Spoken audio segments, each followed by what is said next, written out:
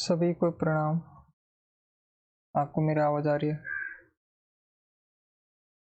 आज हम अपनी क्लास का 11वां भाग पढ़ रहे हैं।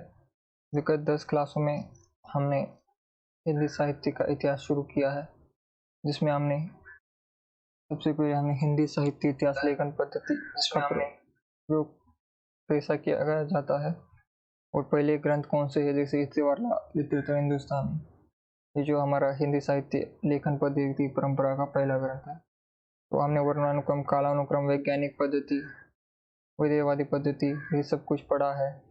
फिर शुक्ल जी के कथन पढ़े। फिर हमने सारे ग्रंथ, जो भी इतिहास ग्रंथ है, उसके बारे में चर्चा की। और फिर हमने आदिकाल शुरू किया। आदिकाल में हमारे पहले 3 प्रकरण जो है वो पूरे हो गए हैं।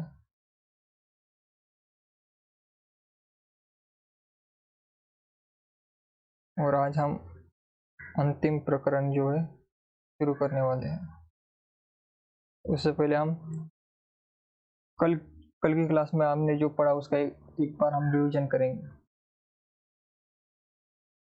निधि जी, रेखा जी, सभी को गुड मॉर्निंग। सभी लोग एक बार क्लास में जुड़ जाइए।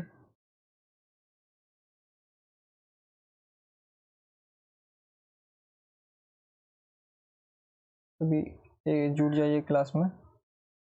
तो हमने कल जो खुसरो को पढ़ा है, अमीर खुसरो में पढ़ा। ये फारसी के बहुत अच्छे ग्रंथकार और अपने समय के नामी कवि थे। ये बड़े ही विनोदी, मिलनसार और सहृदय थे। इसी से जनता की सब बातों में पूरा योगदान चाहते थे। इनकी पहेलियाँ और मुकरियाँ प्रसिद्ध है। इनमें उक्ति व चित्र की प्रधानता थी। यद्यपि कुछ रसीले गीत और दोहे भी इन्होंने कहे हैं। खुसरो के नाम पर संग्रहित पहेलियों में कुछ प्रक्षिप्त का अर्थ यानी कि मिलावट, मिलाया हुआ, और पीछे की जुड़ी पहेलियां भी मिलती है। इनमें संदेह नहीं। उदाहरण, हुक्के वाली पहेली। हुक्का व तंबाकू खुसरो के बहुत बात जहांगीर के समय प्रचलित हुआ। तो इनकी हिंदी की रचनाओं में 2 प्रकार की भाषा का प्रयोग मिलता है। पहला है ठेठ खड़ी बोलचाल, जिसमें उन्होंने पहेलियां, मुकरियां और 2 सुकने जो है लिखे हैं। तो 2 सुकनों का अर्थ होता है कि ऐसी पहेली जिसमें दोनों का उत्तर एक ही हो। जैसे जूता पहना क्यों नहीं, समोसा खाया क्यों नहीं, वो ये दोनों का उत्तर एक ही है, तला न था। तो ऐसे अगर कोई पहेलियां हो तो उसे 2 सुकने कहा जाता है। 2 सुकने का आपने अर्थ समझ लिया क्या है? 2 सुकने यानी कि ऐसी 2 बातें जिनका एक ही उत्तर हो। जैसे जूता पहना क्यों नहीं और समोसा खाया क्यों नहीं, दोनों का उत्तर तला न था। तला यानी कि जूते का तला, जो निचला भाग होता है। अगर वो तला ना हो तो हम जूता पहन नहीं सकते। और जो समोसा है उसे अगर तला ना जाए तेल में तो हम उसे खा नहीं सकते। तो ऐसे 2 प्रश्नों के एक ही उत्तर आए तो उसे 2 सुकने कहा जाता है। तो खुसरो ने ठेठ खड़ी बोलचाल में क्या क्या लिखा है? ठेठ खड़ी बोलचाल यानी कि खड़ी बोली में उन्होंने पहेलियों की रचनाएं की, मुकरियों की रचनाएं की और 2 सुकनों की। तो पहेलियां तो आपको पता है, बूझ अनबूझ पहेलियां, और मुकरियां यानी कि मुकर जाना, ऐसे के साजन वाली। और 2 सुकनों का मैंने अभी आपको अर्थ बताया कि जिसका 2 अंकों का एक ही उत्तर है, तो उसे 2 सुकने कहते हैं। और दूसरा क्या है, उन्होंने गीतों की और दोहों की भाषा ब्रज या मुख्य प्रचलित काव्य भाषा ही थी। तो गीतों के लिए उन्होंने मुख्य प्रचलित काव्य भाषा और ब्रज का प्रयोग किया। और कहीं कहीं ब्रज यानी कि खड़ी बोली और ब्रज, दो बोलियों का जो हमें प्रभाव दिखता है खुसरो पर। ठीक है, एक तो क्या है ब्रज और दूसरा क्या है ठेठ खड़ी बोलचाल की भाषा। ठीक है, खुसरो की भाषा दीर्घ मुख्य परंपरा के बीच किसी अंश तक शायद कुछ बदल गई होगी। उसका पुरानापन कुछ निकल गया होगा, पर यह निश्चित है कि उसका ढांचा कवियों और चारणों द्वारा व्यवहार प्राकृत की रूढ़ियों से जकड़ी काव्य भाषा से भिन्न था। तो वो यहाँ पर एक शुक्ल जी कहना चाहते हैं कि जो आदिकाल के बाकी कवि थे उनके काव्य में अपभ्रंश के प्रमाण हमें ज्यादा मिलते, अपभ्रंश से प्रेरणा ज्यादा मिलती है, लेकिन खुसरो में ये बातें हमें नहीं मिलती। खुसरो की भाषा जो है खड़ी बोली की तरफ ज्यादा थी, इसलिए वो वहाँ उस समय की परंपरा से वो थोड़े अलग थे। ठीक है, फिर यहाँ पर कबीर और खुसरो की तुलना करते हुए कहते हैं कि कबीर की अपेक्षा खुसरो का ध्यान बोलचाल की भाषा की ओर अधिक था। कबीर की अपेक्षा खुसरो का ज्यादा ध्यान था, याद रखना। कबीर भी बोलचाल की भाषा में लिखते थे, लेकिन कबीर से ज्यादा खुसरो लिखते थे। उसी प्रकार जैसे अंग्रेजों का ध्यान बोलचाल की भाषा की ओर अधिक रहता है, खुसरो का लक्ष्य जनता का मनोरंजन था। खुसरो का लक्ष्य क्या था? मनोरंजन। लेकिन कबीर का उद्देश्य क्या था? धर्मोपदेशक, धर्म का उपदेश देना कबीर का उद्देश्य था। अंततः उनकी बानी पोथियों की भाषा का सहारा कुछ ना कुछ खुसरो की अपेक्षा अधिक लिए हुए। तो यहाँ पर कबीर को कह रहे हैं कि कबीर में पोथी और ग्रंथों का सहारा उन्होंने ज्यादा लिया, यानी कि जो हमारे ग्रंथ पोथियां है धार्मिक, उसका सहारा कबीर ने लिया, लेकिन खुसरो ने नहीं लिया, क्योंकि खुसरो को लिखना ही था पहेलियां, मुकरिया, गीत, दो सुकने, तो इसमें धर्म ग्रंथों का कोई संबंध ही नहीं है, तो आधार क्यों लेंगे। तो ये बात आपने समझ ली। सीमा जी प्रणाम, रेखा जी, शिबू जी, सभी लोग लाइव आ जाओ। जितने भी स्टूडेंट है एक बार लाइक कर दे क्लास को। पिछले विगत 2-3 क्लासों में जो है लाइक्स की संख्या जो है पूरी कम हो गई है, व्यूज भी कम आ रहे हैं, और आप स्टूडेंट कमेंट भी नहीं करते कि कुछ कि क्या पढ़ाने में कुछ कमियां है या फिर कौन से कारण है जिसके कारण जो है विद्यार्थी आप जुड़ते नहीं है क्लास में, उसके बारे में भी बताया कीजिए। आगे रिकॉर्डेड क्लासेस के विद्यार्थी भी कमेंट किया कीजिए। अभी रिकॉर्डेड क्लासेस के 2-3 विद्यार्थी थे, अभी वो कमेंट नहीं कर रहे हैं। जो रिकॉर्डेड क्लास के विद्यार्थी है जो मुझे सुन रहे हैं रिकॉर्डिंग क्लास में, तो वो भी कमेंट कर दे क्लास के बाद। अभी यहाँ पर हम विद्यापति पर आते हैं। खुसरो के बाद विद्यापति में 3 भाषाओं में काव्य रचना की, संस्कृत, अपभ्रंश और देश भाषा। तो विद्यापति ने 3 भाषाओं में रचनाएं की है, इसलिए आपको विद्यापति, आपको यहाँ पर हम पिछली स्लाइड में देखेंगे तो 2 जगह पर दिखते हैं हमें, संस्कृत में भी किया, अपभ्रंश में भी किया और देश भाषा में भी किया। तो संस्कृत यानी कि पांडित्यपूर्ण रूप भी था उनमें, और उस समय का पांडित्यपूर्ण यानी कि अपभ्रंश और बोलचाल, तो इनमें तीनों विद्यमान थे, संस्कृत, अपभ्रंश और देश भाषा। इसलिए जो हम यहाँ पर पीछे देखते उत्कल रचनाओं में, तो आदिकाल के मोटे तौर पर जो 3 प्रकार है उसमें जो यहाँ पर देखिए शारंगधर विद्यापति, तो यहाँ पर भी आते हैं। यहाँ पर क्यों आते हैं कि अपभ्रंश से मिला हुआ, तो अपभ्रंश मिश्रित काव्य भी खुसरो ने लिखा है, लेकिन हम यहाँ पर देखेंगे प्राकृतिक रूढ़ियों से लगभग मुक्त, यहाँ पर भी विद्यापति आते हैं, तो दोनों जगह पर है। तो ये तो उन्होंने जब अपभ्रंश में काव्य लिखा तो वो ये पहली कैटेगरी में आ गए यहाँ पर शारंगधर के साथ, लेकिन जब वो देश भाषा में लिखने लगे तो यहाँ पर खुसरो के साथ भी आ गए। तो 2 जगह पर विद्यापति आपको दिखेंगे, क्योंकि वो संस्कृत, अपभ्रंश और देश भाषा तीनों में काव्य रचना करते थे, जिसकी रचना के कारण ये मैथिल कोकिल कहलाए वह इनकी पदावली है। लेकिन जिस कारण से ये मैथिल कोकिल कहलाए, इसका कारण क्या था कि उन्होंने पदावली लिखी थी। इसकी विद्यापति की पदावली जो है, जो कि हमारे सिलेबस में है, उस पदावली के कारण उन्हें मैथिल कोकिल कहा गया, यानी कि मैथिली भाषा का कोकिल। और मैथिली भाषा कहाँ की है? बिहार की। और विद्यापति कहाँ के थे? बिहार के थे। तो हमने ये भी कल याद किया था कि बिहारी पर पूर्वी भाषा का प्रभाव है और खुसरो पर पश्चिमी, क्योंकि बिहार पूर्व में आता है भारत के, और बिहार के थे भी ये। और मैथिली का कोकिल कहा जाता है, क्यों कहा जाता है? क्योंकि पदावली के कारण। लेकिन इनमें संस्कृत और अपभ्रंश और देश भाषा तीनों में उन्होंने काव्य रचना की थी। पदावली में अपने समय की प्रचलित मैथिली भाषा का प्रयोग किया। तो पदावली में किसका प्रयोग किया? मैथिली का किया। मैथिली बोली है, बिहारी हिंदी के अंतर्गत मैथिली आती है। जॉर्ज ग्रियर्सन ने बिहारी और मैथिली को मागधी अपभ्रंश से निकली होने के कारण हिंदी से अलग माना। तो यहाँ पर आपको एक इंपॉर्टेंट पॉइंट नोट करना है कि जॉर्ज ग्रियर्सन ने किसको बाहर निकाला? बिहारी को। जॉर्ज ग्रियर्सन ने बिहारी और मैथिली को किससे निकला हुआ हमारा मागधी अपभ्रंश, अपभ्रंश का प्रकार मागधी है, तो मागधी अपभ्रंश से निकली होने के कारण हिंदी से अलग माना। तो अगर प्रश्न पूछा जाए तो किसने मैथिली को हिंदी से अलग माना, तो आपको लगाना है जॉर्ज ग्रियर्सन ने। जॉर्ज ग्रियर्सन ने बिहारी और मैथिली को, बिहारी नाम की कोई भाषा नहीं है, ना ही बोली है। बिहारी के अंतर्गत मैथिली आती है, भोजपुरी आती है और मागधी आती है। तो इन सभी से मिश्रण, उन तीनों भाषा का मिश्रण हम बिहारी भाषा कहते हैं, लेकिन बिहारी नाम से कोई अलग से भाषा नहीं है, ठीक है।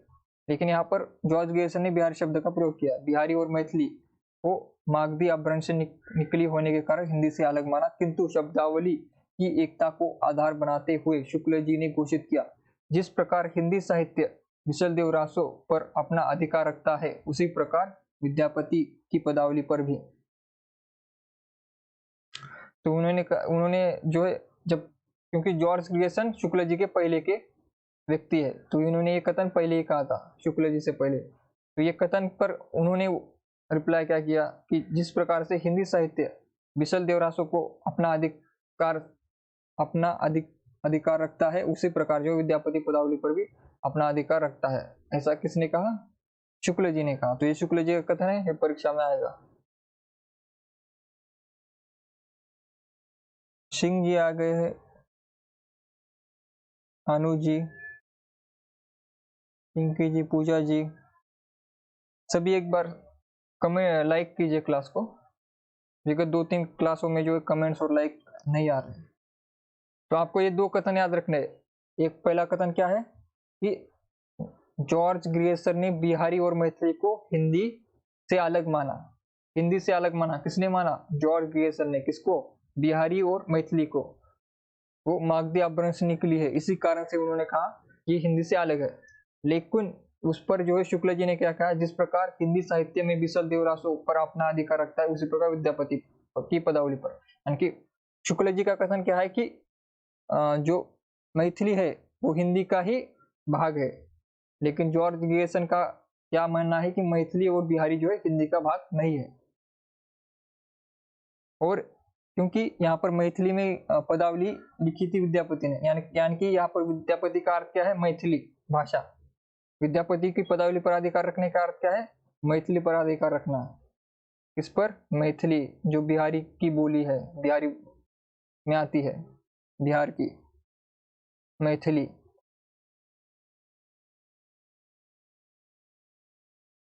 अब ये सभी लोग कमेंट कीजिए कि मैथिली भाषा 22 मान्यता प्राप्त भाषाओं में आती है क्या? हमारे भारत में जो 22 मान्यता प्राप्त भाषा है संविधान द्वारा, उसमें क्या मैथिली आती है? कमेंट कीजिए। जी सिंह जी, जॉर्ज ग्रियर्सन ने बिहारी और मैथिली को हिंदी से अलग माना, लेकिन शुक्ल जी ने क्या माना? जिस प्रकार विशल देव रासो हमारा है, उसी प्रकार विद्यापति की पदावली भी हमारी है। तो शुक्ल जी ने उनके विरोध में कथन कहा, उसका उलट कथन कहा। और आपको ये विद्यापति की ये भी बात याद रखने की, वो संस्कृत, अपभ्रंश और देश भाषा तीनों के विद्वान थे, तीनों में काव्य रचना की है उन्होंने। मैंने प्रश्न पूछा था मैथिली 22 मान्यता प्राप्त भाषाओं में आती है या नहीं? जल्दी कमेंट कीजिए, मैथिली आती है या नहीं? मैथिली बोली है हिंदी की, तो हमारी 22 मान्यता प्राप्त भाषा जो है उसमें आती है क्या? कोई कमेंट करेगा? मैथिली आती है या नहीं?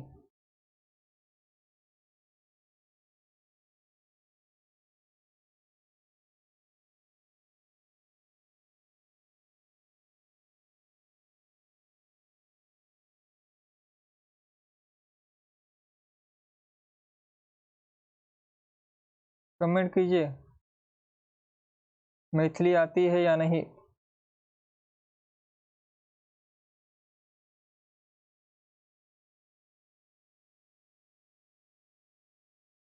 कोई कमेंट नहीं करा शायद।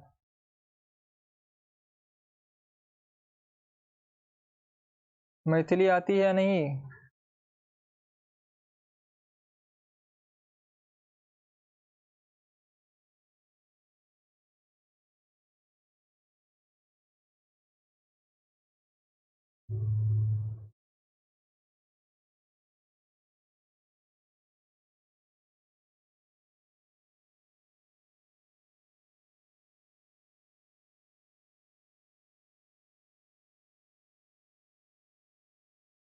रेखा जी ने कहा आती है, आती है, आती है, हाँ। सीमा जी ने कहा आती है, हाँ।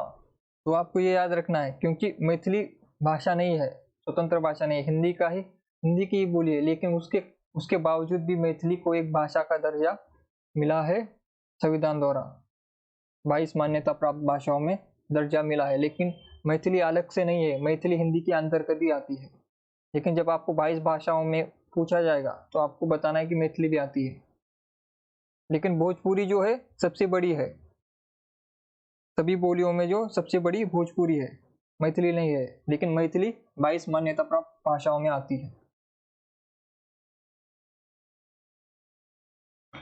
जी सिंह जी, सभी जो 22 मान्यता प्राप्त भाषा है उसमें कंफ्यूजन कहाँ पर होता है? एक तो हमें यहाँ पर होता है कि एक बात बताइए सभी लोग, जो अंग्रेजी है वो हमारी 22 मान्यता प्राप्त भाषाओं में आती है या नहीं?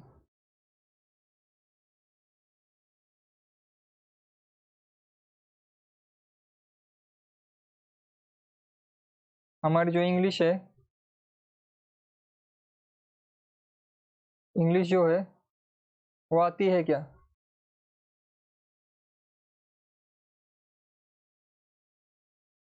तो याद रखना है आपको, इंग्लिश नहीं आती।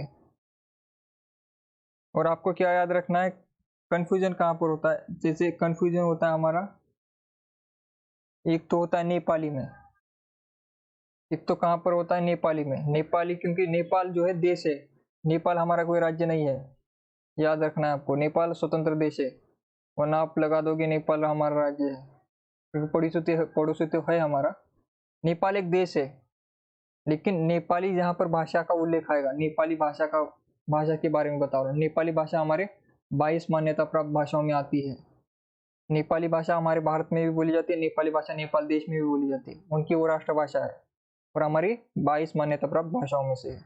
नेपाल और हमारे बीच में कोई बॉर्डर भी नहीं है, यानी कोई सैनिक नहीं तैनात है हमारे, हम बाय रोड भी जा सकते हैं नेपाल में, और इंडियन करेंसी भी चलती है वहाँ पर। आपको वहाँ की करेंसी भी लेने की कोई ज़रूरत नहीं है अगर आप नेपाल कभी घूमने जाओ तो आपको अगर नेपाल अगर जाओ आप, तो आपको लगेगा जैसे आप किसी दूसरे राज्य में आए हो, जैसे कोई मध्य प्रदेश से उत्तर प्रदेश चला जाए, वैसा ही फील होगा आपको, क्योंकि कोई ये नहीं है, रिस्ट्रिक्शन नहीं है नेपाल और भारत में। तो नेपाल एक देश भी है, और नेपाली जो भाषा है जो हमारी मान्यता प्राप्त भाषाओं में आती है। तो मैथिली पे कंफ्यूजन हो सकता है, कंफ्यूजन आपको इंग्लिश पे हो सकता है, इंग्लिश नहीं है, इंग्लिश जो है नहीं है। इंग्लिश को अपन नहीं रखना, क्योंकि हमारे लोगों को लगा पूरे देश में हमारी इंग्लिश चलती है तो क्या इंग्लिश भी होगी, क्योंकि सारे कामकाज तो इंग्लिश में ही चलते ना हमारे। कोर्ट में जाओ या फिर किसी भी काम के लिए जाओ तो इंग्लिश में काम चलते सब, लेकिन वो 22 मान्यता प्राप्त भाषाओं में नहीं आता।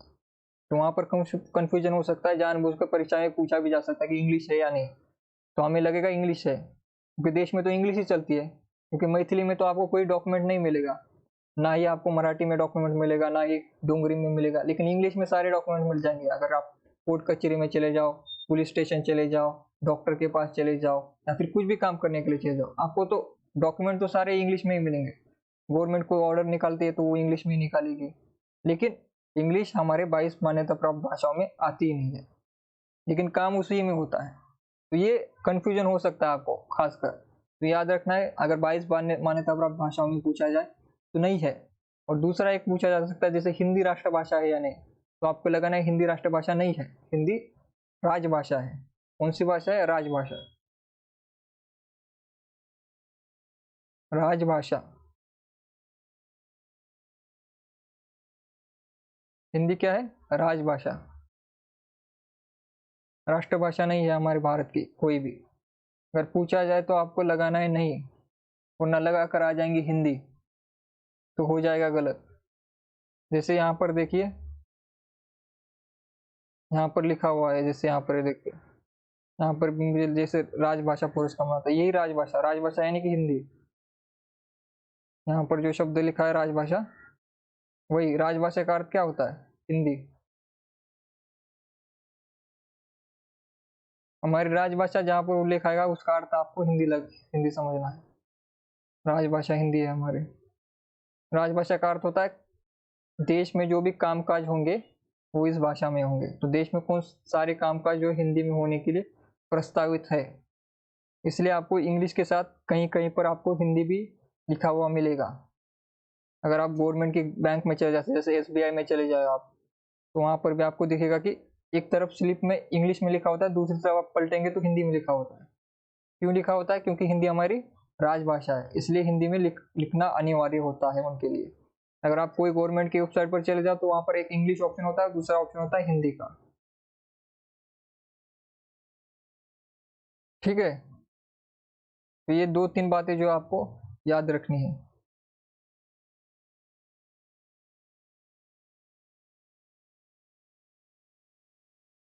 और एक जैसे कोकणी, कोकणी जो गोवा जो राज्य है, आपको पता है महाराष्ट्र के बाजू में है गोवा।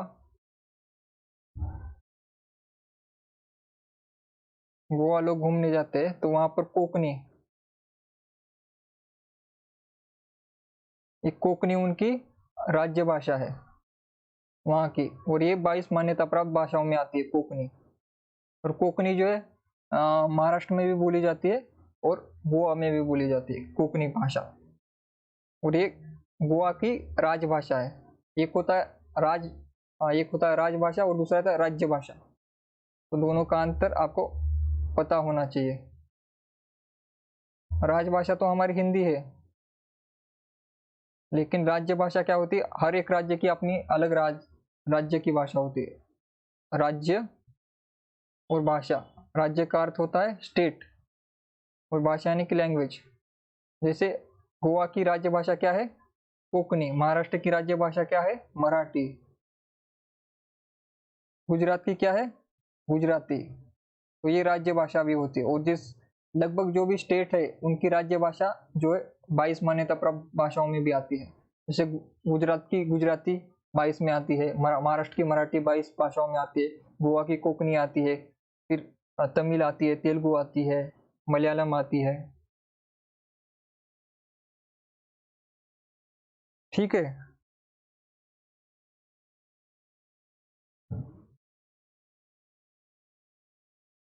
और 2-3 जो इम्पोर्टेंट है आपके लिए, जो आपको अगर जैसे, और एक है संस्कृत। अभी पूरी दुनिया देश में हमारे संस्कृत कोई बोलता नहीं है, लेकिन संस्कृत जो है 22 मान्यता प्राप्त भाषा में आती है। ये संस्कृत, ये वाली संस्कृत भाषा, संस्कृत। और साथ ही साथ जो ये जो बोडो है, इस पर कंफ्यूजन हो सकता है। बोडो ये उर्दू पर हो सकता है कंफ्यूजन, उर्दू है या नहीं, लेकिन उर्दू है, आपको याद रखना है, उर्दू भी है। फिर संताली और सिंधी, इनको भी याद रखना है आपको। थोड़ा इसमें लोगों को कंफ्यूजन होगा क्योंकि ये ज़्यादा बड़ी प्रसिद्ध नहीं है। और सिंधी, ये जो है सभी, ये जो है इनको थोड़ा आपको याद रखना है, क्योंकि तमिल, तेलुगु, मलयालम, मराठी, ये तो आप हिंदी और गुजराती, ये तो आपको देखते ही पता चल जाएगा कि ये तो हो गई, क्योंकि इनके बड़े बड़े राज्य भी है इनके साथ जुड़े हुए। लेकिन ये जो छोटे राज्यों से जो भाषा जुड़ी हुई है और जिनका ज़्यादा प्रयोग भी नहीं होता, तो ये इस पर कंफ्यूजन हो सकता है। जैसे इंग्लिश में हो सकता है आपको, संस्कृत में हो सकता है, बोडो पर हो सकता है, कोंकणी पर हो सकता है, सिंधी पर हो सकता है, तो ये थोड़ा, और मैथिली पर, तो ये थोड़ा आपको ध्यान रखना है क्योंकि इस पर प्रश्न आते हैं परीक्षा में। ठीक है, तो हम आगे बढ़ते। आगे शुक्ल जी का प्रसिद्ध कथन है, और ये प्रसिद्ध कथन परीक्षा में आता है। आध्यात्मिक रंग के चश्मे आजकल बहुत सस्ते हो गए हैं, उन्हें चढ़ाकर जैसे कुछ लोगों ने गीत गोविंद के पदों को आध्यात्मिक संकेत बताया है, वैसे ही विद्यापति के इन पदों को भी।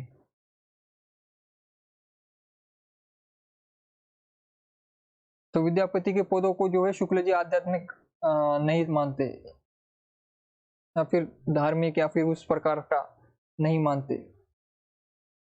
तो यहाँ पर शुक्ल जी विद्यापति की आलोचना करते हुए कहते कि कुछ लोग जो मतलब कुछ लोग यानी कि यहाँ पर जो आध्यात्मिक रंग के चश्मे कौन पहन रहे, जो कुछ दूसरे आलोचक है, शुक्ल जी के अलावा जो आलोचक है उनकी आलोचना करते हुए कहते हैं शुक्ल जी, आध्यात्मिक रंग के चश्मे आजकल बहुत सस्ते हो गए हैं।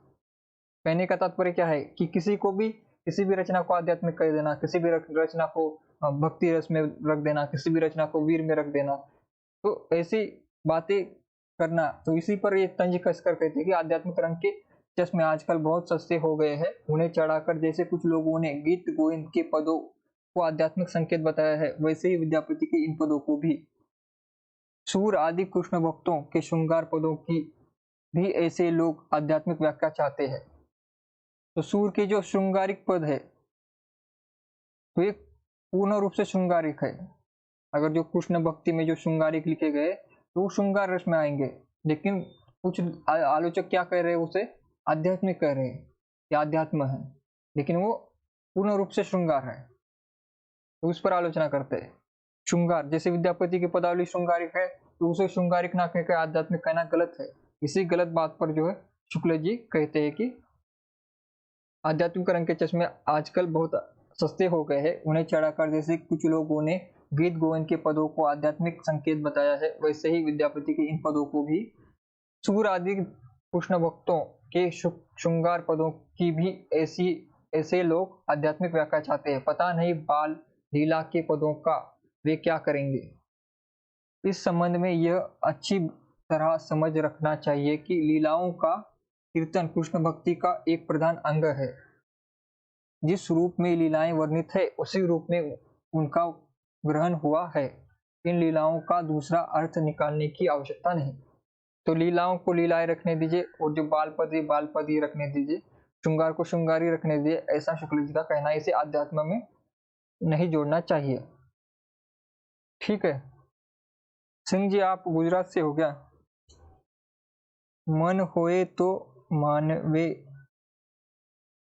हाँ, थोड़ी थोड़ी मुझे गुजराती समझ आती है, 2-3 शब्द पढ़ने में। एक बार गुजरात गया था मैं।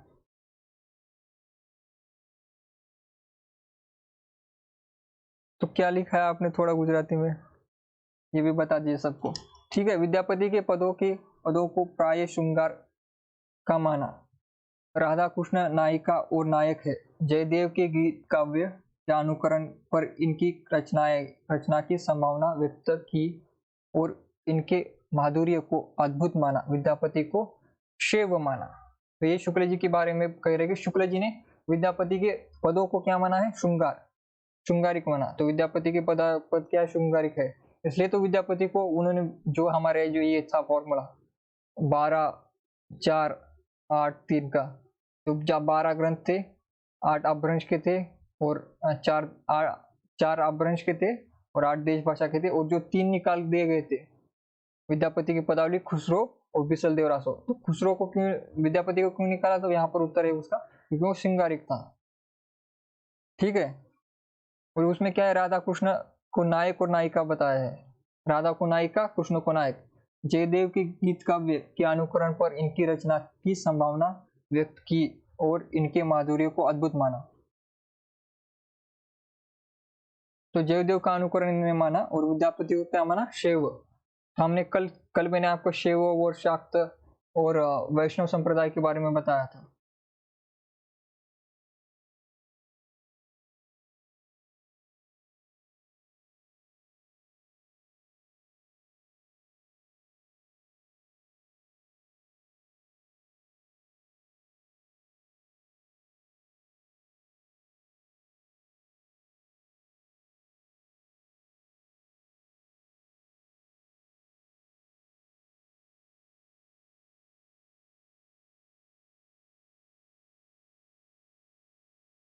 ठीक है,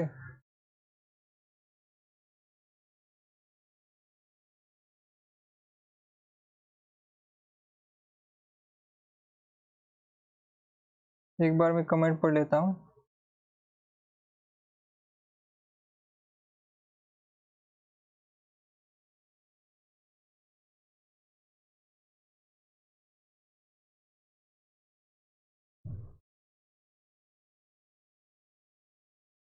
यहाँ पर एक कमेंट आया है, इसका पिंकी जी का, हाँ जी, जो कोकनी है, आपने कोकड़ी लिखा है ना, वो कोकड़ी नहीं है, कोकनी है, न है उसमें बड़ा वाला, को क कोकनी। इसमें 71वें जो संशोधन हुआ था भाषा में, तो तब जोड़ा गया था इसे, कोकनी को। तो ऐसे ही है गोवा जो राज्य है महाराष्ट्र के बगल में, गोवा सबको पता है। ये जो कोकनी है ना, ये गोवा की राजभाषा है। इसकी गोवा की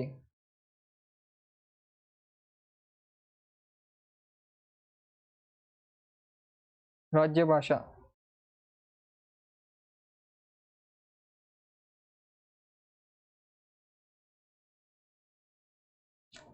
गोवा आपको राज्य पता है, महाराष्ट्र के बगल में। अगर मैप में अगर आप देखेंगे, ऐसे एक अंदाजे के लिए बता रहा हूँ मैं, तो यहाँ पर ऐसे महाराष्ट्र में है, महाराष्ट्र सेंट्रल में है भारत के लगभग, और महाराष्ट्र के ही बगल में ऐसे नीचे मुंबई की साइड में गोवा है, और वहाँ की कोकनी राज्य भाषा है।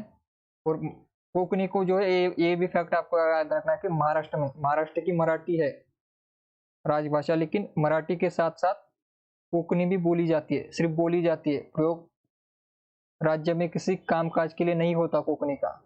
लेकिन कुछ लोग जो गोवा के आसपास रहते हैं महाराष्ट्र के, जो कोकण साइड में, तो वो कोकनी बोलते हैं। तो जो समुद्र के किनारे की जो हमारे महाराष्ट्र में जो जिले है, वहाँ पर जो कोकनी बोली जाती है थोड़ी बहुत, और गोवा की तो वो राज्य भाषा है ही। और 71वें जो संशोधन हुआ था, उसमें जो है कोकनी को जो है 22 भाषाओं में जगह मिल गई थी। तो ये सभी आपको याद रखना है। कल मैं आपको पूछूंगा कोकनी किस राज्य की राज्य भाषा है। कोकनी मराठी से मिलती जुलती है थोड़ी, तो याद रखना है आपको। जो 71वां हुआ था वो 1992 में हुआ था, 1992 में। ठीक है।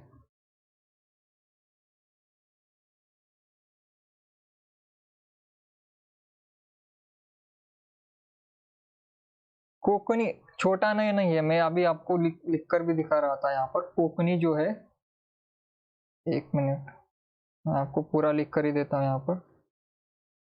कोकनी को ऐसे लिखा जाता है,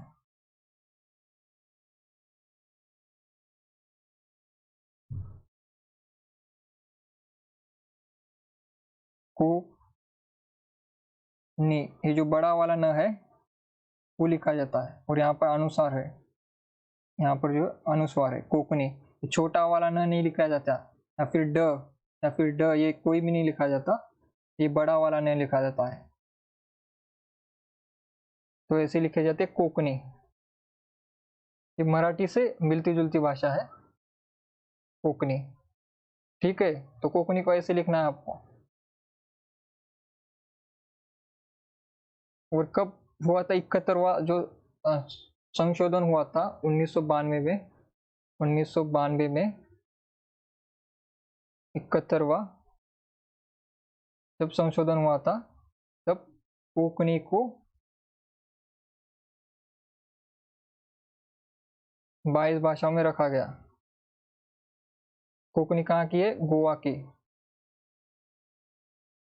अब गोवा गोवा तो सबको पता होगा, वहाँ पर शराब सस्ते में मिलती है, इसलिए शायद युवा पीढ़ी को ज़्यादा पसंद है गोवा।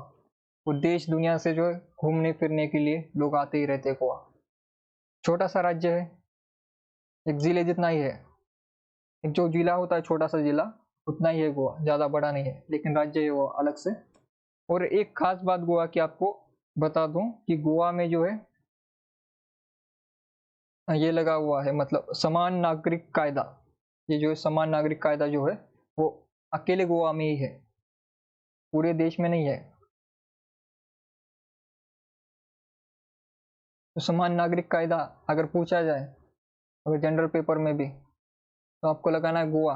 गोवा पर जैसे हम हिंदू कोड भी लिखते हैं, यानी कि हिंदू विवाह अलग है, मुस्लिम विवाह के लिए अलग नियम है, क्रिश्चियन विवाह के लिए अलग नियम है। तो गोवा में ऐसा कोई नहीं है, सभी के लिए एक ही नियम है। तो गोवा अकेला एक ऐसा राज्य है जहाँ पर सभी के लिए, सभी नागरिकों के लिए समान जो है रूल्स है, इसलिए गोवा एक खास राज्य भी बनता है। जो अभी देश में मांग हो रही है कि पूरे देश में एक ही कानून लागू होना चाहिए, तो वो कानून सिर्फ गोवा में फिलहाल लगा हुआ है, बाद में कुछ सालों में हो सकता है कि पूरे देश में लग जाए। ये भी बात आपको याद रखनी है। गोवा की राज्य भाषा है कोंकणी, और कोंकणी जो है 22 मान्यता प्राप्त भाषाओं में आती है। इसे कब लागू किया था? वर्ष 1992 में 71वां संशोधन कर दिया गया था और कोंकणी को ऐड किया गया था। अब कोई डाउट नहीं है?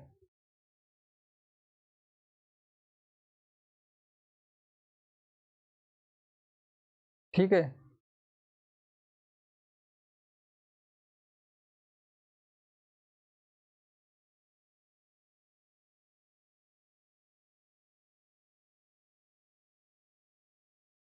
तो यहाँ पर आ जाइए, शैव पर आ जाइए।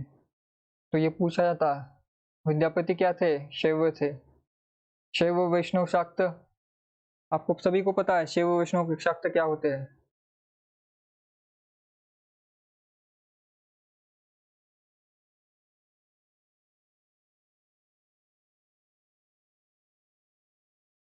ये सभी को पता है, एक बार क्लास में ध्यान दीजिए सभी। ये कोंकणी का तो हो गया ना, किसी को डाउट तो नहीं है?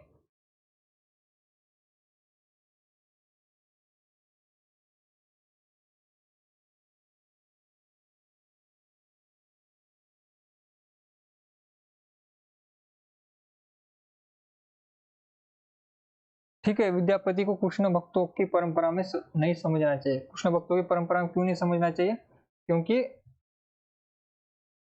क्योंकि कृष्ण भक्तों में कौन आते हैं? वैष्णव आते हैं। और विद्यापति क्या थे? शैव थे। शैव यानी कि भगवान शिव की पूजा करने वाले शैव होते हैं। और विद्यापति शैव होने के कारण उन्हें कृष्ण भक्तों में नहीं माना जाना चाहिए, क्योंकि अगर उन्होंने विद्यापति के पदों में राधा कृष्ण को नायक और नायिका भले ही किया हो, भले ही उन्हें रचना की हो, लेकिन उनको कृष्ण भक्त या फिर शिव वैष्णव नहीं मानना चाहिए, क्योंकि वो थे शैव। वो क्या थे? शैव थे। जन्म से वो शैव थे, इसलिए उनको कृष्ण भक्त नहीं माना जा सकता या फिर वैष्णव नहीं माना जा सकता, क्योंकि वो शैव थे। शिव के, भगवान शिव के जो है उपासक थे, इसलिए वो शैव है। इसलिए उन्हें कृष्ण भक्ति परंपरा में नहीं समझना चाहिए। ये किसने कहा है? शुक्ल जी ने कहा है। तो आपको याद रखना है। शुक्ल जी ने राजा हमीर तक वीरगाथा काल को माना। वीरगाथा काल को कब तक माना है? हमीर तक। उनके पीछे भी वीर काव्य की रचना तो हुई, किंतु कवि की प्रवृत्ति बदल चुकी थी। इसे लक्ष्य करते हुए शुक्ल जी ने लिखा, हिंदी साहित्य के इतिहास की एक विशेषता यह भी रही कि एक विशिष्ट काल में किसी रूप की जो काव्य सरिता वेग से प्रवाहित हुई, वह यद्यपि आगे चलकर मंद गति से बहने लगी, पर 900 वर्षों के हिंदी साहित्य के इतिहास में हम उसे कभी सर्वथा सुखी हुई नहीं पाते। तो सुखी यानी कि सूखा हुआ, सूखना। तो यहाँ पर शुक्ल जी क्या कह रहे कि शुक्ल जी ने कहा राजा हमीर तक जो वीरगाथा काव्य को माना जाता है। तो वीरगाथा काल कब खत्म हुआ? हमीर के साथ, राजा हमीर के साथ वीरगाथा काल जो खत्म हो गया। आगे हम, ये इंपॉर्टेंट है, आदिकाल के नामकरण और इसके प्रस्तोता। आदिकाल के नाम किसने लिखे और क्या प्रस्तोता रहे?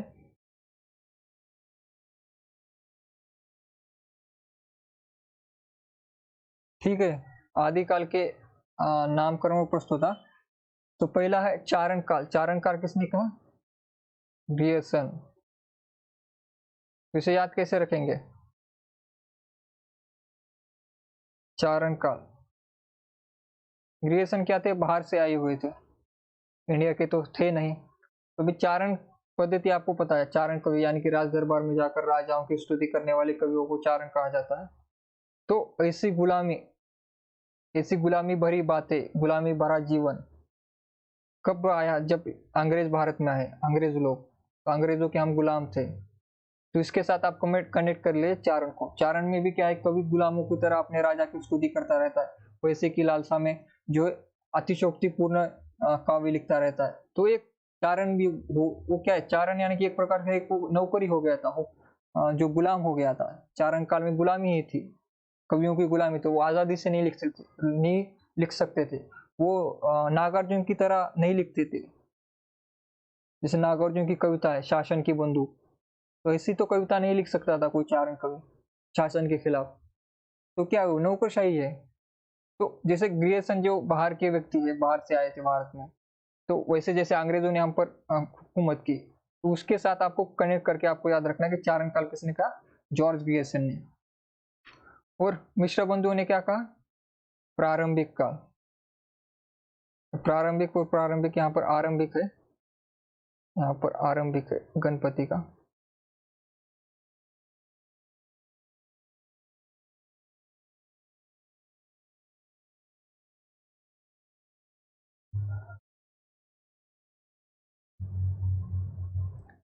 प्रारंभिक काल किसने कहा, मिश्र बंधु ने, और आरंभिक काल किसने कहा, गणपति चंद्रगुप्त ने। जैसे हम कभी भी कोई भी शुभ काम कार्य करते हैं तो हम पहले क्या करते हैं, गणेश भगवान की पूजा करते हैं, उनकी स्तुति करते हैं। तो आरंभ किसी भी अगर हमें आरंभ करना हो तो हम किसका नाम लेते हैं, गणपति का। तो आरंभिक काल जो है गणपति चंद्रगुप्त का, और प्रारंभिक काल क्या है, मिश्र बंधु का। ठीक है। और यहाँ पर बीज वपन काल, इसको याद करने की ट्रिक ऐसे है कि महावीर प्रसाद द्विवेदी, आपको पता है हिंदी साहित्य में खड़ी बोली, जो खड़ी बोली है, खड़ी बोली का बीजावरोपण किसने किया काव्य में, महावीर प्रसाद द्विवेदी ने किया था।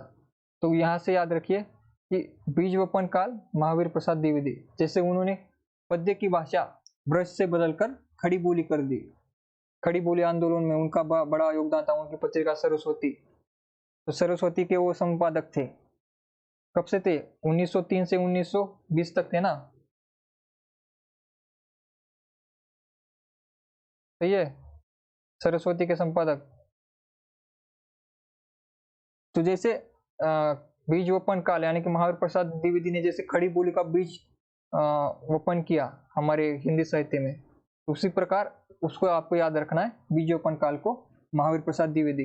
फिर वीर गाथा काल रामचंद्र शुक्ल, आपको पता ही है, उन्होंने जो है ग्रंथ देखे, 3 ग्रंथों को छोड़कर बाकी सभी ग्रंथ जो वीरगाथात्मक मिले, इसी कारण से उन्होंने इस काल का नाम वीरगाथा काल रखा था। तो ये तो सभी को पता भी है। तो इससे आपको रामचंद्र शुक्ल याद करना है। फिर सिद्ध सामंत काल, सिद्ध सामंत काल को क्या करना है आपको, राहुल संस्कृतयन से याद करना है। सिद्ध सामंत काल राहुल संस्कृतयन। फिर वीर काल, यहाँ पर वीर गाथा और वीर काल में अंतर है।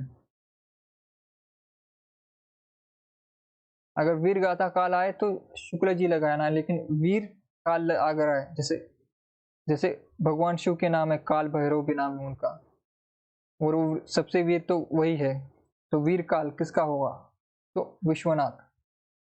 या फिर ऐसे याद करिए कि वीर को जो विश्व में किसका सम्मान होता है, वीर का होता है, इस प्रकार से याद कर लीजिए।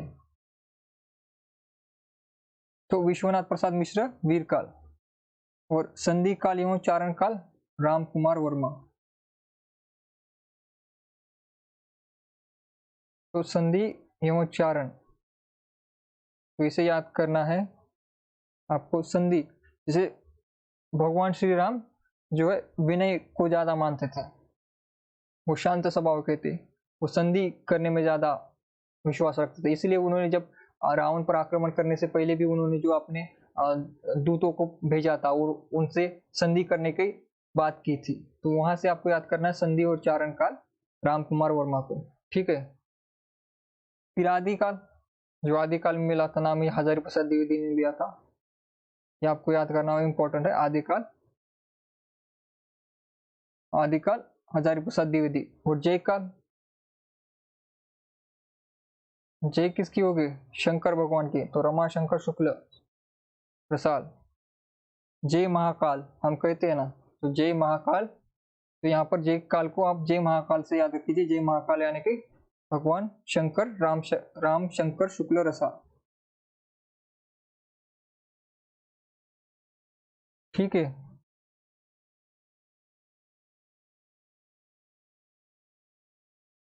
हाँ हाँ, हनुमान जी को भेजा था, अंगद को भेजा था। आदिकाल, आपको आदिकाल इंपॉर्टेंट है, और ये सिद्ध सामंत काल, सिद्ध सामंत काल इंपॉर्टेंट है, वीरगाथा काल इंपॉर्टेंट है, और मिश्र बंधु का प्रारंभिक, चारण, या आरंभिक, ये सभी इंपॉर्टेंट ही है।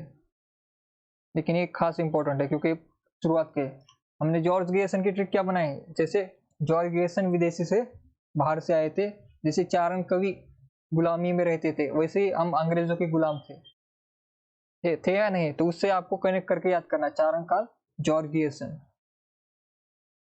और संधि काल राम कुमार वर्मा। तो जैसे भगवान श्री राम संधि करने, क्योंकि वो शांत स्वभाव के थे, शांत, और युद्ध कभी नहीं चाहते थे।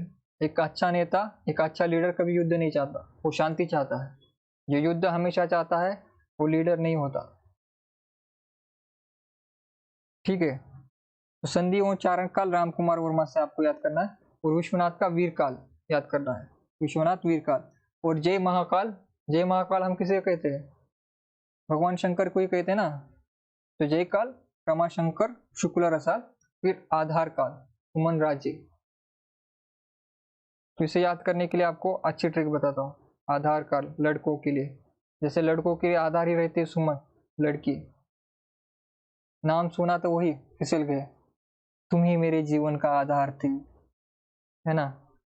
और क्या कहते, कौन सी कविता है, तुम ही मेरे जीवन का आधार थी, ऐसी कुछ कविता है। उस प्रकार से सुमन नाम की कोई लड़की अगर आपकी लाइफ में हो, तो आपको भी ऐसा ही फील होता होगा कि आपके जीवन का आधार क्या है, आधार काल क्या है, सुमन ही है, कोई लड़की है, दूसरी कोई आधार तो हो ही नहीं सकती।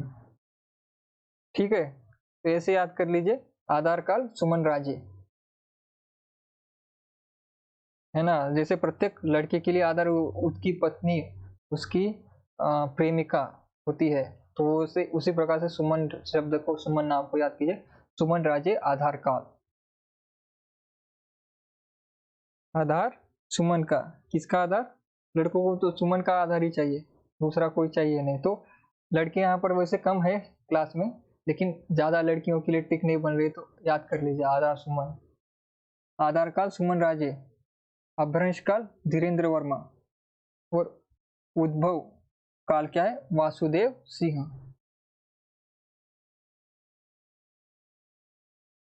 तो उद्भव काल के लिए कैसे, जैसे आपने रश्मि रति पढ़ी होगी, तो भगवान कृष्ण क्या कहते हैं, सब जन्म मुझी से पाते हैं, लौट मुझी में आते हैं।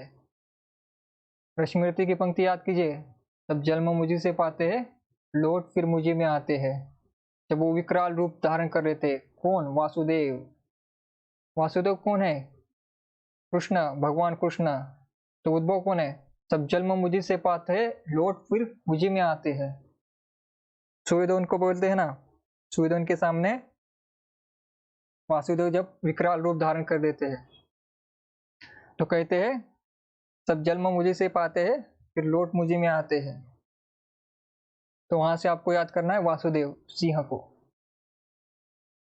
उद्भव काल वासुदेव सिंह, अभ्रंश काल धीरेन्द्र वर्मा,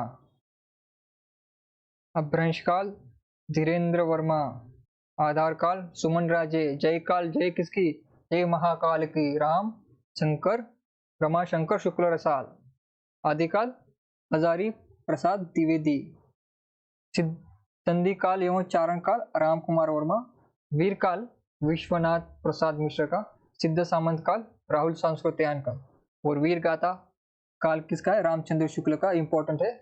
और बीज वपन काल, जैसे हिंदी साहित्य में खड़ी बोली का बीज वपन किसने किया, महावीर प्रसाद द्विवेदी ने।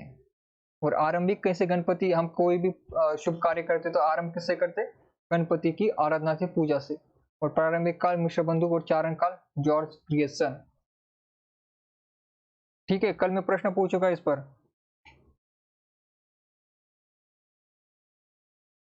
उद्भव को याद कर लिया, सब जन्म मुझे से पाते तो लौट मुझे में आते हैं, इस कविता को जोड़ दीजिए इसके साथ, और आधार को सुमन के साथ जोड़ दीजिए। क्लास में कोई सुमन तो नहीं है ना? वरना खैर नहीं हमारी फिर। तो आधार कार्ड सुमन राजे, ठीक है। अभी आगे हम हिंदी का प्रथम कवि, किसने किसको माना? यहाँ पर इस साइड प्रथम कवि है, दूसरी साइड प्रस्तुता है। तो पुष्पदंत या फिर पुंड, पुष्पदंत और पुंड एक ही व्यक्ति के नाम है, दो अलग तरीके से लिखे जाते हैं। तो पुंड लिखे या फिर पुष्पदंत लिखे? पुष्पदंत वो जो है पुंड, ये जो है शिव सिंह सेंगर ने ही इनको प्रस्तुता माना है। और शालिभद्र सूरी,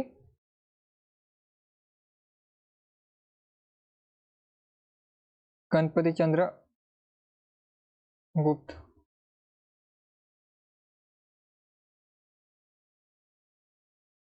और स्वयंभू राम कुमार वर्मा। क्योंकि स्वयंभू भगवान, क्योंकि राम तो भगवान ही थे, वो एक स्वयं क्या थे, स्वयंभू थे वो। राम क्या थे? भगवान राम स्वयंभू।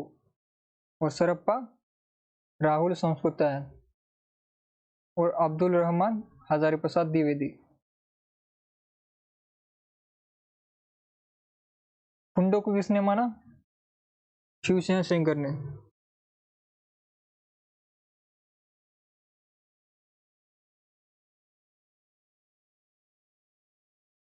और शालिभद्र सूरी, गणपति चंद्र गुप्त, स्वयंभू राम कुमार वर्मा और सरप्पा को राहुल संस्कृतायन ने माना है। और अब्दुल रहमान को हजारी प्रसाद द्विवेदी ने माना है प्रथम कवि, हिंदी का प्रथम कवि।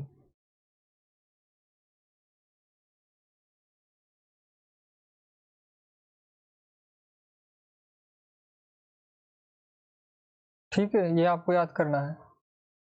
हम आगे बढ़ते। देवसेन कृत शावकाचार को हिंदी की प्रथम रचना माना जाता है। तो देवसेन कृत शावकाचार को क्या माना जाता है? हिंदी की प्रथम रचना। देवसेन श्रावकाचार। अब इसे याद कैसे करेंगे? बाहुबली किसने किसने देखी है? बाहुबली पिक्चर, बाहुबली 1 और 2, बाहुबली। तो बाहुबली में जो बाहुबली की पत्नी थी देवसेना, देवसेना नाम था ना, जो पहले बाहुबली थी, अमरेंद्र बाहुबली। तो जैसे देवसेना को कैद कर लेते हैं भल्लाल देव, और उसे ऐसे कैद करके एक जेल में डाल देते नीचे अंडरग्राउंड, और वहां पर चीखती रहती, उसकी आवाज कोई नहीं सुनता, कोई श्रवण नहीं करता। तो वहां से आपको याद करना है श्रावकाचार। तो जैसे देवसेना कोठरी में बंद हो जाती है, वो कितने 20-30 साल, 20 लगभग 20-25 साल तक उसे उसकी आवाज कोई सुनता नहीं, जब तक उसका बेटा बड़ा नहीं होता। वो अकेली चीखती चिल्लाती रहती है, वहां पर सुनने वाला कोई नहीं है, श्रवण करने वाला कोई नहीं है। तो देवसेन की शावकाचार हिंदी की प्रथम रचना। बाहुबली तो देखिए ना सभी ने। तो देवसेन का क्या है? देवसेन की श्रावकाचार हिंदी की प्रथम रचना, देवसेन की श्रावकाचार। तो बाहुबली से आपको याद करना, बाहुबली में जो नायिका थी देवसेन, देवसेना नाम था ना उसका, देवसेना। क्या है नाम उस हीरोइन का? अभी सभी कमेंट करेंगे, हीरोइन का नाम पूछूंगा तो सभी कमेंट करेंगे फटाफट। देवसेना का नाम क्या था? कौन सी हीरोइन है वो? अभी करेंगे, एक के बाद एक कमेंट आएगा, फिर बाहुबली का नाम आएगा। हाँ, देवसेना क्या नाम था उस हीरोइन का? देवसेना कृत शावकाचार। जैसे देवसेना की आवाज वो काल कोठरी में दबा देता है, वो भल्लाल देव होता है ना, वो भल्लाल देव, वो उसे बंद कर देता है, कोई उसकी सुनता नहीं है। तो देवसेन कृत श्रावकाचार को हिंदी की प्रथम रचना माना जाता है। फिर आगे चलते हैं। जॉर्ज ग्रियर्सन ने आदिकाल के अंतर्गत 9 कवियों को शामिल किया था। जॉर्ज ग्रियर्सन ने आदिकाल के अंतर्गत कितने कवियों को शामिल किया है? 9। ग्रियर्सन ने। मिश्र बंधुओं ने आदिकाल में पहले 19 कवियों को शामिल किया था, फिर अगले संस्करण में सिद्धू योनाथु को शामिल कर संख्या 75 कर दी। 75। पहले 19 माना, फिर 75 माना। किसने? मिश्र बंधुओं ने।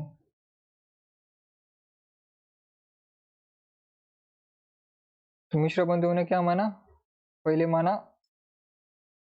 19, फिर माना 75, लेकिन ग्रेसन ने कितने माने, 9 माने।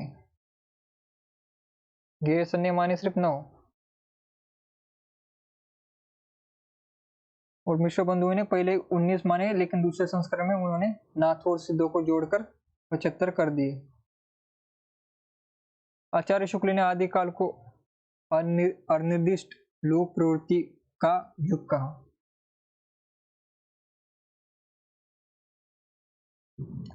आचार्य हजारी प्रसाद द्विवेदी ने आदिकाल को अत्यधिक विरोधी व व्याघातों का काल घोषित किया है। तो अत्यधिक विरोधी का क्यों, क्योंकि वहां पर समाज उस समय जो है युद्ध का माहौल था, तो वहां पर विरोध व्याघातों का जो समय भी था, क्योंकि माहौल, राजनीतिक माहौल शांत नहीं था। इसी के कारण शायद उन्होंने हजारी प्रसाद ने कहा होगा। ठीक है, आगे बढ़ते हम।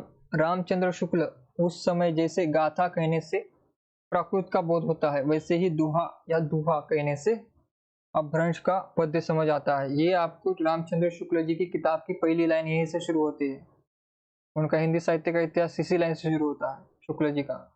उस समय जैसे गाथा कहने से प्राकृत का बोध होता है, वैसे ही दोहा या दुहा कहने से अपभ्रंश का पद्य समझ जाता था।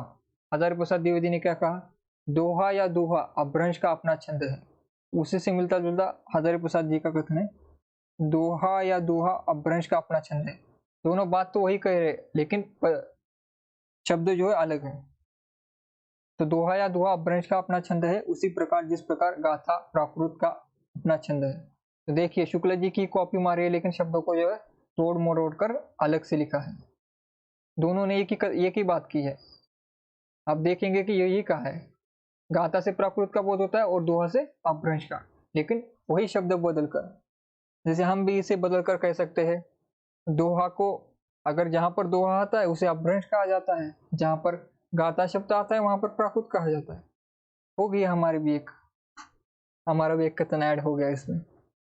इसी को हजार शब्दों से मिलाकर 1000 बार कहा जा सकता है, एक ही बात को। तो शुक्ल जी का ही कथन है, वापिस हजारी प्रसाद द्विवेदी ने लिखा है।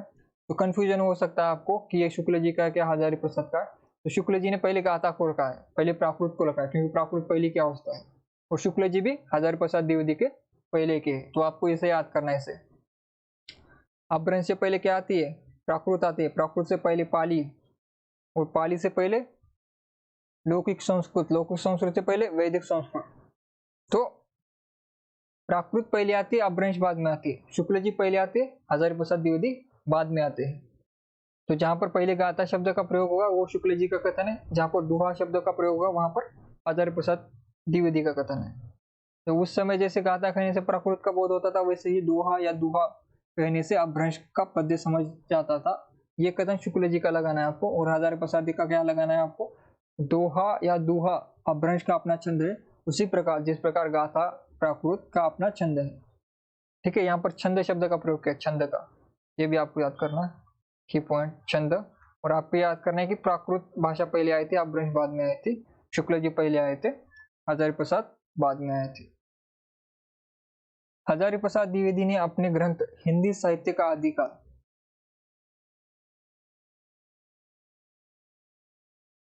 हमने याद किया था इनके ग्रंथ, पहले क्या लिखते हैं, भूमिका, फिर उद्भव और विकास, फिर आदिकाल, भूमिका विकास आदिकाल। हमने याद किया था हजारी प्रसाद द्विवेदी की रचना 40, 52, 52।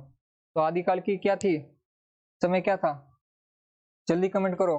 हिंदी साहित्य का आदिकाल प्रकाशन वर्ष क्या है।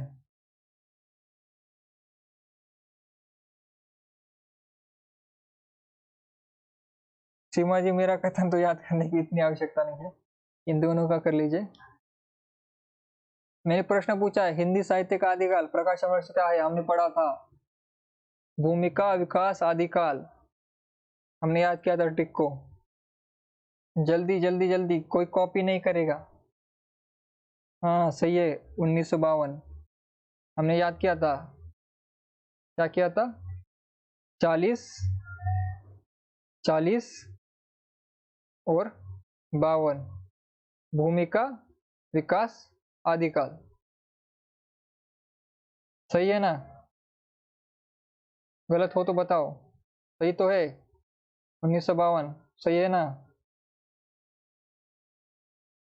1952 की रचना है ये। प्रकाशन किसका है? हजारी प्रसाद द्विवेदी का। तो हजारी प्रसाद द्विवेदी ने अपने ग्रंथ हिंदी साहित्य का आदिकाल में लिखा है, इस प्रकार 10वीं से 14वीं शताब्दी का काल, जिसे हिंदी का आदिकाल कहते हैं, भाषा की दृष्टि से अपभ्रंश का ही बढ़ावा है। तो ये शुक्ल जी, ये द्विवेदी जी का कथन है। द्विवेदी जी का कथन, और ये कथन आदिकाल की किताब से लिया गया है। और वो कहाँ से मानते हैं इस आदिकाल को? यहाँ पर आपको ध्यान देना, 10वीं से मानते हैं, 10वीं से 14वीं शताब्दी तक। 10वीं से 14वीं शताब्दी का काल, जिसे हिंदी का आदिकाल कहते हैं, भाषा की दृष्टि से अपभ्रंश का ही बढ़ावा है। तो आदिकाल नाम भी किसने दिया था? इन्होंने दिया था। और आदिकाल की रचना भी इनकी है, हिंदी साहित्य का आदिकाल। और आदिकाल शब्द किसने दिया? हजारी प्रसाद द्विवेदी ने दिया, हमने पीछे पढ़ा है। हजारी प्रसाद द्विवेदी के अनुसार डिंगल कवियों की वीर गाथाएं। अब यहाँ पर आ गया डिंगल, आज पूछूंगा डिंगल। डिंगल क्या है? डिंगल कैसे बनती है? डिंगल बनाने की विधि और पिंगल बनाने की विधि बताओ जल्दी। कुकिंग शो शुरू हो चुका है, हमें डिंगल और पिंगल जो दो डिश बनानी है, स्वीट डिश है डिंगल और पिंगल। डिंगल और पिंगल, डिंगल बनाने के लिए क्या लगता है? कल हमने इतना वीडियो डालकर उस पर कॉपीराइट स्ट्राइक भी आ गया था हमारे चैनल पर, उस वीडियो के कारण। बताइए डिंगल और पिंगल, डिंगल के लिए क्या लगेगा? जी जी जी जी, रेखा जी ने सही उत्तर दिया, राजस्थानी सिंह जी ने भी। डिंगल के लिए राजस्थानी और पिंगल के लिए ब्रज। हमने वो पिंगा गाना सुना था कल, उस पर स्ट्राइक आ गया हमारे चैनल पर कॉपीराइट का, पिंगा का। तो हजारी प्रसाद द्विवेदी के अनुसार डिंगल कवियों की वीर गाथाएं, निर्गुण निर्गुण संतों की वानियां, कृष्ण भक्ति या रागा रागानुगा भक्ति मार्ग के साधकों की पद, राम भक्ति या वेदी भक्ति मार्ग के उपासकों की कविताएं, सूफी साधना से पुष्ट मुसलमान कवियों के तथा ऐतिहासिक हिंदी कवियों के रोमांस और रीति काव्य, ये छहों धाराएं अपभ्रंश कविता का स्वाभाविक विकास है। तो अपभ्रंश कविता का स्वाभाविक विकास, ये शब्द भी उनका ही है, स्वाभाविक विकास।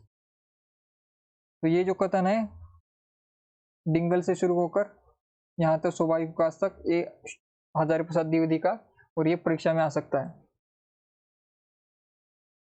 तो आज हजारी प्रसाद क्या मानते हैं अपभ्रंश में? एक तो मानते वीर गाथा है, फिर निर्गुण संतों की वानियां, फिर कृष्ण भक्ति भी मानते हैं, और साधु को फिर राम भक्ति, इन सभी को, और मुसलमानों को भी का ऐतिहासिक, सूफी, इन सभी को जो अपभ्रंश के अंतर्गत मानते हैं। हजारी प्रसाद द्विवेदी गणपति चंद्र गुप्त प्रभृति के छेक विद्वान, कुछ एक विद्वान ने अपभ्रंश और हिंदी के मध्य निर्णायक रेखा खींचना कठिन माना, और भक्ति काल से ही हिंदी साहित्य की शुरुआत मानने का मत प्रकट किया है। तो यहाँ पर क्या है? हजारी प्रसाद द्विवेदी और गणपति चंद्र गुप्त ने, बाकी कुछ विद्वानों ने अपभ्रंश और हिंदी के मध्य निर्णायक रेखा खींचना कठिन माना, और भक्ति काल से ही हिंदी की शुरुआत मानी। तो यहाँ पर कहना क्या चाहते हैं? हजारी प्रसाद द्विवेदी और गणपति चंद्र गुप्त और बाकी के कुछ ऐसे विद्वान हैं जो कि मानते हैं आदिकाल जो हमारा आता है शुक्ल जी के अनुसार 1050 से लेकर 1375 संवत, ये जो समय है इसमें क्या है, अपभ्रंश से जो है हिंदी शुरू हो रही थी, क्योंकि अपभ्रंश हिंदी नहीं है, अपभ्रंश का जो निखरा हुआ रूप है वो हिंदी है। तो इसमें और हिंदी में, हमारी जो हिंदी है, हिंदी भाषा, इन दोनों में भेद कर पाना आदिकाल में संभव नहीं था। जो आदिकाल है,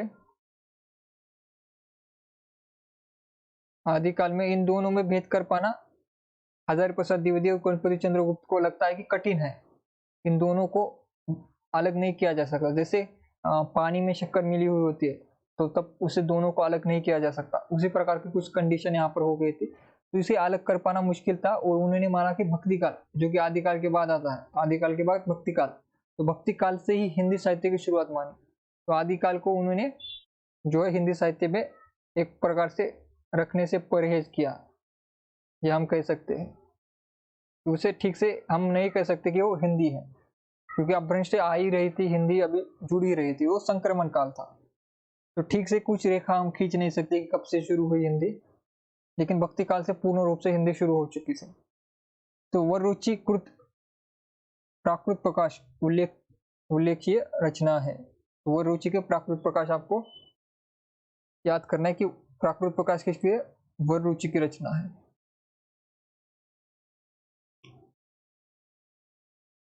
ठीक है, तो कल से हम क्या है, अपभ्रंश की रचनाएं पढ़ेंगे। कल से हम अपभ्रंश की रचनाएं पढ़ेंगे। तो हमने आज ये पढ़ा वररुचि की प्राकृत प्रकाश, और यहाँ पर हजारी प्रसाद द्विवेदी और गणपति चंद्रगुप्त का क्या कहना है कि अपभ्रंश और हिंदी में निर्णायक रेखा खींचना कठिन है, इसलिए भक्ति काल से ही हिंदी साहित्य की शुरुआत मानी है इन दोनों ने। और हमने यहाँ पर शुक्ल जी के कथन पढ़े, हजारी प्रसाद द्विवेदी के कथन पढ़े।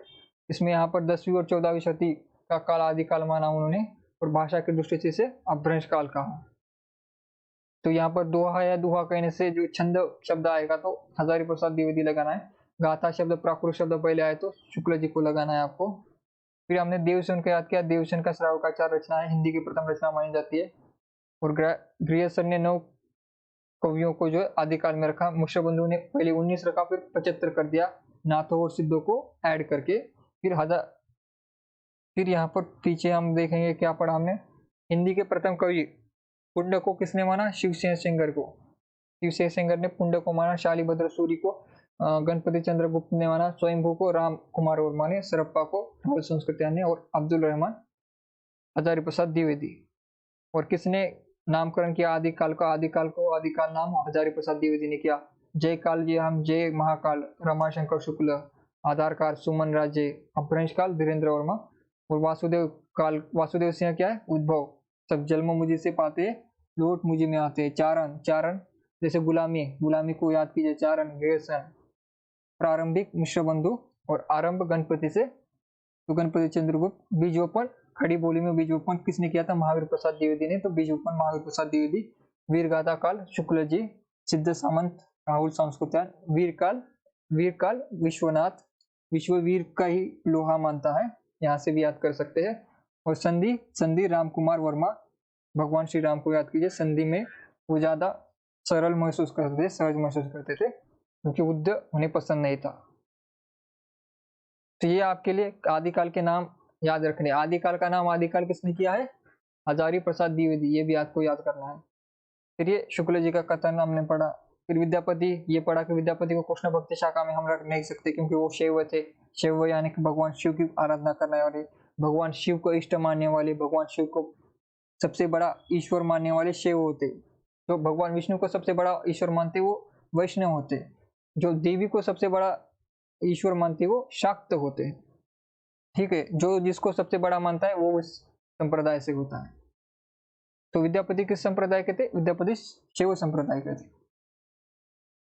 ठीक है, और आध्यात्मिक चश्मे के रंग, ये आध्यात्मिक चश्मे के ये जो है विद्यापति के लिए कहा गया है, तो ये याद रखना है, परीक्षा में आता है आध्यात्मिक चश्मे के।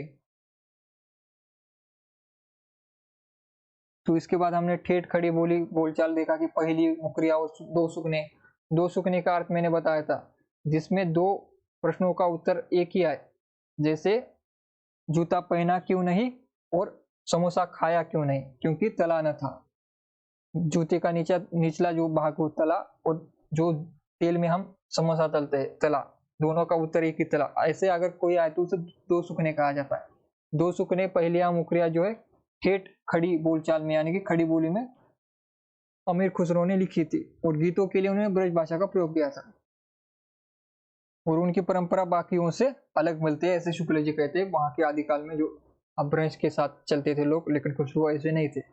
तो शुक्र एक तो खुसरो फारसी के विद्वान थे, बड़े विनोदी मिलनसार सरहदी थे, ऐसी कथन आए तो आपको खुसरो पर लगाना है। शुक्ल जी के कथन है, फारसी के बहुत अच्छे ग्रंथकार थे, अपने समय के नामी कवि, ये भी शुक्ल का ये कथन है।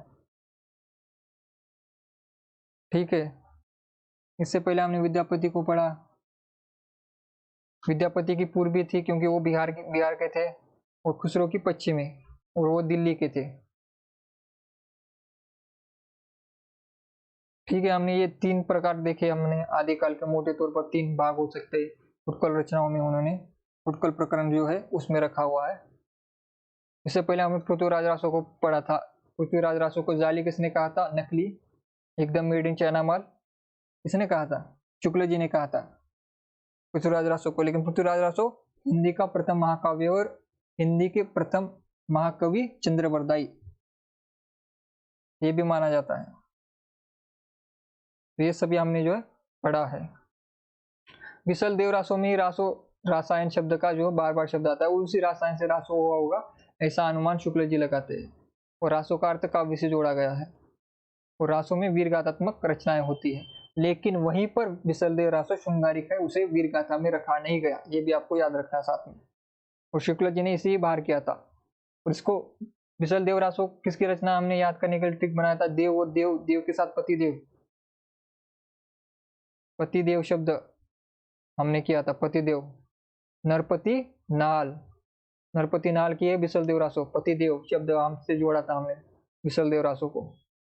ठीक है, फिर इससे पहले हमने ये वीर गाथाओं के बारे में पढ़ा था, हर्षवर्धन, ये सब कुछ।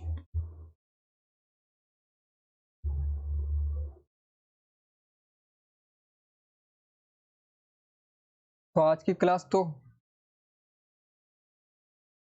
क्लास हम यहाँ पर समाप्त करेंगे। सभी लोग जो है कमेंट किया कीजिए क्लास में। क्लास में जो है कमेंट किया कीजिए क्लास होने के बाद। जब आपकी क्लास हो जाती है तो सभी लोग जो है कमेंट कीजिए। एक बार मैं कमेंट पढ़ लेता। आज कौन थे? देवव्रत जी थी, बीना जी,